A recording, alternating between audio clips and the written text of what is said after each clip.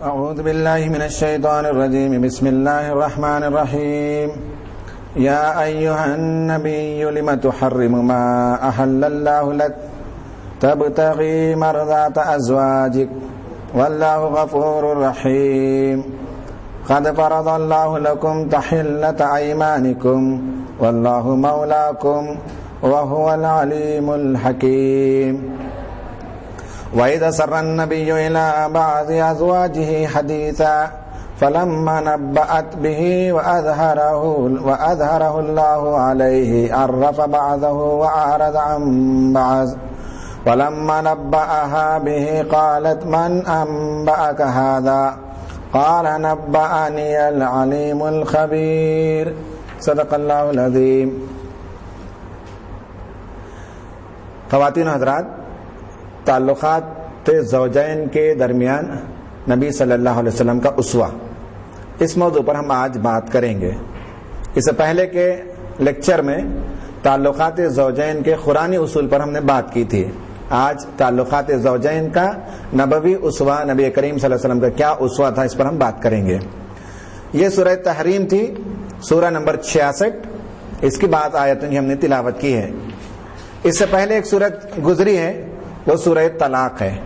سورہ طلاق اور سورہ تحریم، قرآن کی یہ دونوں صورتیں مثنیٰ صورتیں ہیں، جوڑوں کی شکل میں صورتیں پائی جاتی ہیں.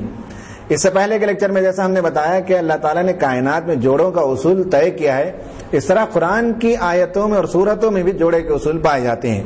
ایک صورت کے اندر ایک بات کی کمی رہ جاتی ہے تو دوسری صورت کے اندر وہ بات پوری کر دی جاتی ہے. ایک صورت کا لب و لہجہ جو ہے وہ آیات اللہ پر مشتمل ہوتا ہے تو دوسرے میں جو اعلیٰ اللہ پر ہوتا ہے، اللہ تعالیٰ کے نشانیوں پر، اللہ تعالیٰ کے ایام اللہ. تو اس طرح سے مثنیٰ صورتیں جو جوڑوں کی شکل میں پائی جاتی ہیں تو دونوں مل کر ایک مضمون کو پورا کر دیتے ہیں، دو صورتیں مل کر. سورہ طلاق کے اندر بیویوں سے نفرت ہو جائے تو اس معاملے میں اعتدال کا رویہ کیا ہے یہ بتایا گیا کہ کسی بیوی سے ناراض ہو جائے، نفرت ہو جائے تو اس میں بے ساختہ جس طرح سے لوگ ایک ہی سانس میں 3 طلاق دے کر، کئی طلاق دے کر بیویوں کو جدا کر دیتے ہیں، ان پر ظلم کرتے ہیں، ان کی روزی تنگ کر دیتے ہیں، یہ سب چیزیں غیر پسندیدہ ہیں، اسلام نے ممنوع قرار دیا. اور عورتوں کے ساتھ اگر کسی وجہ سے ناپسندیدگی ہو جائے تو بھی توازن کیسے اختیار کیا جائے وہ سورہ طلاق کے اندر ہے. اس کے برعکس پہلو میں بیویوں سے محبت ہو تو اس محبت میں بھی حد سے تجاوز نہ ہو جائے بلکہ محبت بھی توازن کے ساتھ ہو، اعتدال کے ساتھ ہو. اس صورت کے اندر اللہ تعالیٰ نے بتایا کہ دو صورتیں مل کر بیوی کے ساتھ، زوجین کے ساتھ جو تعلقات ہوں ان تعلقات کا توازن بتایا گیا. نہ بے انتہا نفرت، نہ بے پناہ محبت، دونوں کے بیچ میں شریعت کے قوانین کے مطابق چلنا چاہیے. یہ اصول دو صورتوں کے مطالعے سے ہم کو ملتا ہے. اس صورت کے اندر نبی کریم صلی اللہ علیہ وسلم کی زندگی کے 2 واقعات آتے ہیں. بعض مفسرین نے اسے ایک ہی واقعہ قرار دیا ہے اور بعض مفسرین نے اسے 2 واقعہ قرار دیا ہے. ہم 2 واقعے کی طرف جن مفسرین نے اشارہ کیا ہے ان کی بات کو زیادہ بہتر سمجھتے ہیں. پہلی آیت میں یہ فرمایا گیا یا ایھا النبی لم تحرم ما احل اللہ لک، اے نبی کریم صلی اللہ علیہ وسلم آپ نے اللہ تعالیٰ کی حلال کی ہوئی ایک چیز کو آپ کیوں حرام ٹھہراتے ہیں. اس کے بعد فرمایا گیا کہ تبتغی مرضات ازواجک، ہاں ہمیں معلوم ہے یہ آپ نے جو کام کیا وہ اپنی بیوی کی رضامندی چاہتے ہوئے، بیوی سے محبت میں آپ نے یہ کام کیا. واللہ غفور الرحیم، اللہ تعالیٰ مغفرت کرنے والا اور بڑا ہی رحیم ہے. شروعات ہی میں اللہ تعالیٰ نے یہ بات بتا دی ہے. یہ کیا واقعہ ہے؟ اس واقعے کی طرف مفسرین نے یہ رہنمائی کی ہے کہ نبی کریم صلی اللہ علیہ وسلم بیویوں کے گھر جاتے تھے شام کے اوقات میں، اور ایک بیوی دوسری بیوی تیسری بیوی کے پاس جاتے ملاقاتیں کر کے آتے تھے. کسی نے آپ کو شہد پیش کیا تھا اور وہ شہد آپ نوش فرما کر آئے، گھر سے ایک جگہ سے نکلے اور دوسری زوجہ مطہرہ کے پاس آپ پہنچے. وہاں جب گئے تو آپ کی دوسری بیوی نے اس شہد کے پی کر آنے کو پسند نہیں کیا. اللہ کے رسول صلی اللہ علیہ وسلم جہاں شہد پیے وہ اپنی بیوی کی دلداری میں، اپنی بیوی کے ذوق کو پسند کرتے ہوئے، ان کی محبت میں انہوں نے کوئی چیز دی، پیش کیا تو اللہ کے رسول نے اسے نوش کیا، شہد کو استعمال کیا. اور جب یہاں دوسری بیوی کے پاس آئے تو بعض بیویوں نے اسے پسند نہیں کیا، اس لیے کہ اس میں مغافیر کی بو آتی تھی. مفسرین لکھتے ہیں کہ مغافیر ایک قسم کا پھول ہوتا ہے اور شہد کی مکھی اس پھول پر بیٹھ کر جو شہد چوس کر لاتی ہے اس میں ایک قسم کی بو آتی ہے. صحت کے لیے مفید ہوگا، فلاں ہوگا، لیکن بو کے لحاظ سے اس کے فریگرنس کے لحاظ سے وہ بہت زیادہ خوشبودار شہد نہیں ہوتا ہے، لہٰذا بعض بیویوں نے پسند نہیں کیا۔ اللہ کے رسول کیا آپ استعمال کر کے آئے ہیں، بہت اچھی چیز نہیں ہے۔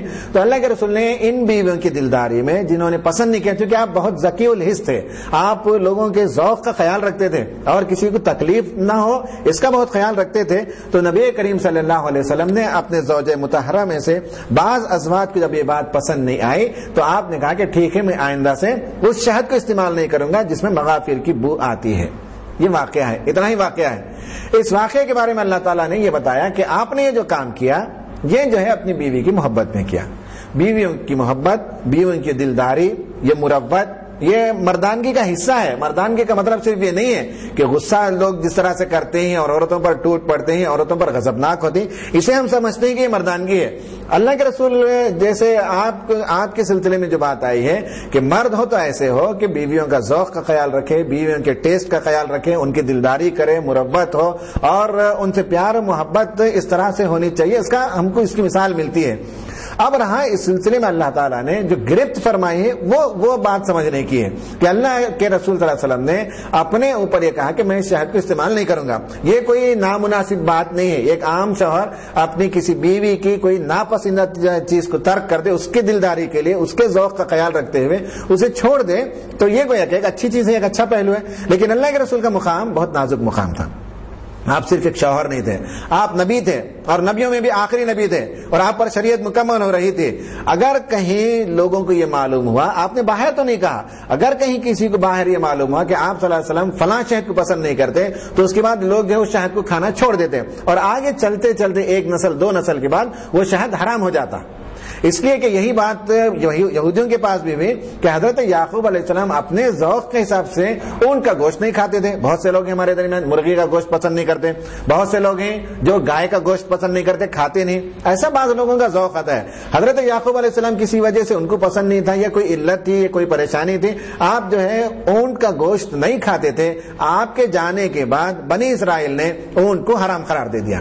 یہ نبیوں کے ساتھ بڑا نازک معاملہ ہوتا ہے، اس لیے اللہ تعالیٰ نے گرفت فرمائی اور کہا کہ اس طرح سے نہیں ہونا چاہیے۔ واللہ غفور رحیم، اللہ تعالیٰ مغفرت کرنے والا اور رحم فرمانے والا ہے۔ نبی ہوتے ہوئے کسی چیز کو اپنے اوپر حرام کر لیں تو اس کا یہ مفہوم ہوگا کہ آئندہ امت بھی جو ہے اسے حرام قرار دے لے گی، جبکہ اللہ نے اسے حلال کیا ہے۔ اللہ کے حلال کردہ چیزوں کو حرام نہیں کرنا چاہیے۔ یہ نبی کریم صلی اللہ علیہ وسلم سے جو بات ہوئی ہے، یہ انبیاء کے بارے میں یہ بات ہمیں یاد رکھنی چاہیے کہ ان سے جو سہو ہوتا ہے وہ کہیں بھی جو ہے نفسانی خواہشات کی وجہ سے نہیں ہوتا، وہ نفسانی خواہشات کی پاسداری میں ان سے سہو نہیں ہوتا، بلکہ خیر کثیر کی وجہ سے، محبت کی وجہ سے کبھی تجاوز جب ہو جاتا ہے تو ایک رسول کو بتایا جاتا ہے کہ محبت میں بھی توازن ہونا چاہیے، تجاوز ہونا پسند نہیں ہے۔ تو بیویوں کی دلداری کریں، بیویوں کی محبت کا ذوق کا خیال رکھیں، یہ اللہ تعالیٰ پسند کرتا ہے۔ اس سلسلے میں ہم یہ دیکھتے ہیں کہ ایک بات تو یہ ہے کہ حلت و حرمت، حلال و حرام کرنے کا حق اللہ تعالیٰ کو ہے، اور کوئی اور اگر کر لیتا ہے تو اللہ تعالیٰ نے اسے گرفت کیا، ایسا نہیں ہونا چاہیے۔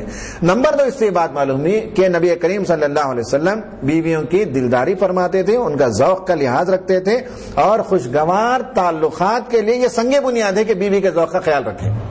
اس سے ایک بات یہ سمجھ میں آئی ہے، آج کے جدید اصطلاح میں جو بات کہی جاتی ہے وہ یہ ہے کہ گھروں میں تعلقات زوجین میں خوشگواری کے لیے ضروری ہے کہ بیوی کے ذوق کا خیال رکھا جائے۔ عموماً ایسا ہوتا ہے کہ مرد ہی ساری چیزوں کو ڈکٹیٹ